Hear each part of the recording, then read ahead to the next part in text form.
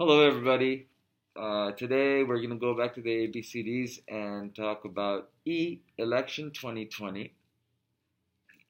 These are my predictions for the primaries and also what will happen in the 2020 elections and who I think we should elect. The criteria for the candidates is their policies and two, their electability versus Trump. In terms of policies, there's gun policies, there's criminal justice reform, there's environmental policy, there is tackling the climate change, there is reforming the government infrastructure, reforming education, government overhaul, cut in military spending, increase taxes on the rich, fund social programs, and help societies lift themselves up. All throughout suburban and rural America, where they're suffering the most. That is where that's the policy crux of it. So Amy Klobuchar, she has moderate policies, incremental steps, and she is not bringing in that many followers and supporters as some of the other candidates. So she is, in my opinion, not viable, but she's a good candidate. She has substantive things to say, and I think she'd be good in the cabinet. Bloomberg, I think that in a presidential election, the person who should be president is whose voice is more powerful than all the money in the world. And I think that if a person enters the race with all the money in the world, then what's the power of their voice? So to that end, he's not viable.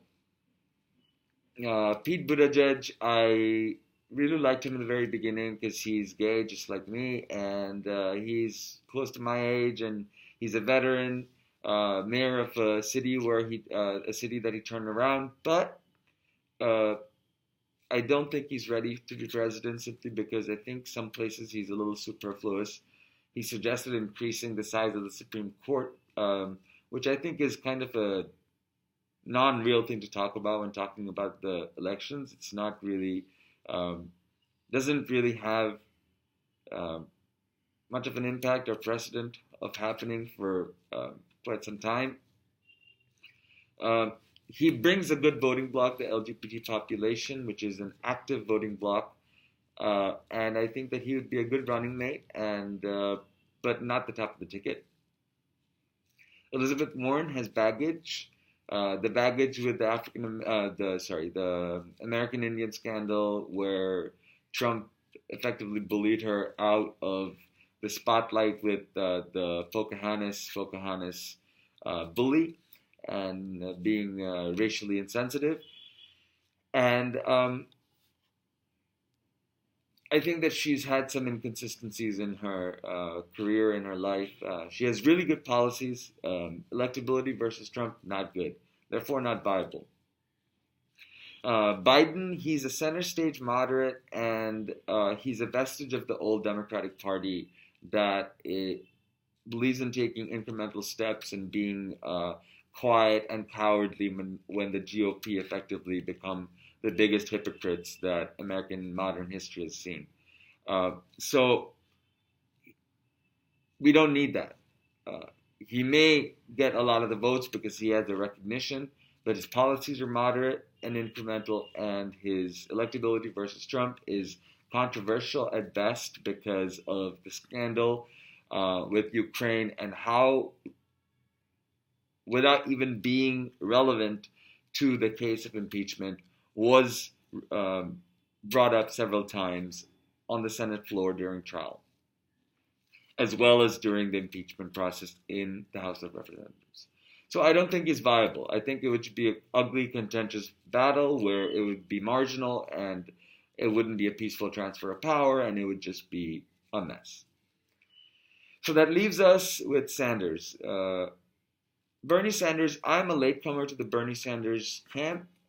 I recently donated $5 to the Bernie Sanders camp, which is a lot for me because I'm poor. And the last time I donated was to Barack Obama. Sanders, in the beginning, it was just too good to be true because his policies were so radical, and I was in that sort of moderate camp. But given what's happening with the environment, given what's happening with our government, given what's happening with education systems, given what's happening with the rich getting richer and the wealth disparity just getting wider and wider and wider, we are reaching a point where if we don't take radical steps as a people, as a government of the people, by the people, and for the people, then we are not going to be able to combat all of these challenges that we are going to be facing with the climate and we are currently facing with the government and with our education, with societal, social policy, with health care, and with criminal justice reform, gun control. These things are all on Bernie Sanders' list, and they're not on a list down. They're on a matrix. They're all important to him. And what's astounding is that I was a Hillary supporter, a Hillary voter, and today I admonish Hillary for doing what she did by trying to be open. She said that nobody liked Bernie Sanders, which is such a cantankerous thing to say so far out after the 2016 elections. Yeah, maybe nobody liked him, but enough people liked him in Vermont to elect him senator of Vermont to the United States Senate, and where he currently also is a senator and who voted for this impeachment. Also, he's an independent who caucuses with the Democrats. He's an ultra progressive whose policies are finally coming to light today to be an imperative. That should have been an imperative probably in 2016, probably before that. But maybe nobody heard him because he was too far left. We don't know. We don't know the background to that. And just to throw that out into the public domain is irresponsible, to say the least, especially if you're a party elder like Hillary Clinton.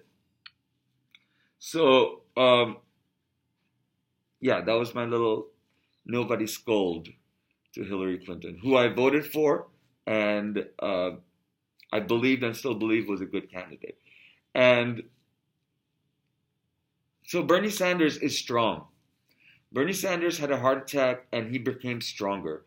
Having a heart attack and a minor heart attack, getting a stent put in, is a relatively common procedure, number one. And number two, it exposes him to be vulnerable, which we all are. Remember, we are all vulnerable. Tomorrow Donald Trump may have a hamburger attack. You never know. You never know. So, to that end, we will be ever vigilant. And to that end, we need to have a responsible running mate. And a running mate who doesn't have a health record that is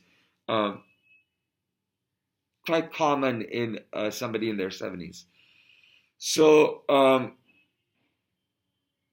I think Bernie Sanders is the only viable candidate. And I really believe that Bernie Sanders will win the Democratic primaries unless the Democratic establishment and the cowardly Democratic sort of power structure in the back decides to badmouth him like Hillary Clinton did, which I hope they don't do because that would be against the public interest.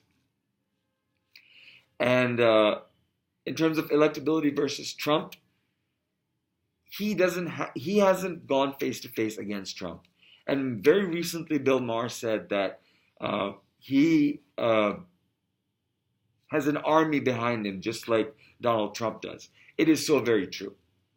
It is so very true. And because he's consistent, because he's been consistent for a very, very, very long time with his message, not with running for president, but with a message that he has a strong base. He has a following like you would never believe. And I am just one little droplet in that ocean now. So I think that he would be able to withstand the right extreme population. And I think his people would be able to properly counter the irrational side that we're going to be facing in the upcoming elections. So here we go. That's my analysis. I think Bernie Sanders is the most viable candidate, and I think that Bernie Sanders will win the Democratic primaries. And I think that Bernie Sanders does win it and is the nominee, then we have a real chance at decisively defeating Donald Trump and making him a one-term president. We've already made him an impeached president, only the third president in American history to be impeached by the House of Representatives. And now we can make him a one-term president. And what would only make the ticket stronger, in my opinion, is if Bernie Sanders chose Kamala Harris to be his running mate. Because Kamala Harris is a good candidate, a strong candidate, a clean candidate, clean in terms of baggage. So this is we start our primaries on the 3rd. I pray that you're active. I pray that you're informed. And I pray that you think about country over party. I pray that you think about the bigger things, the environment, our government corruption that needs to end, the accountability that needs to be enunciated, that our representatives have an accountability to us as the American people, as their bosses. So that's where we are, and I hope that you will get through it. It's only 11 minutes, so this is shorter. And let's elect Bernie Sanders to be the next president of the United States. E pluribus unum.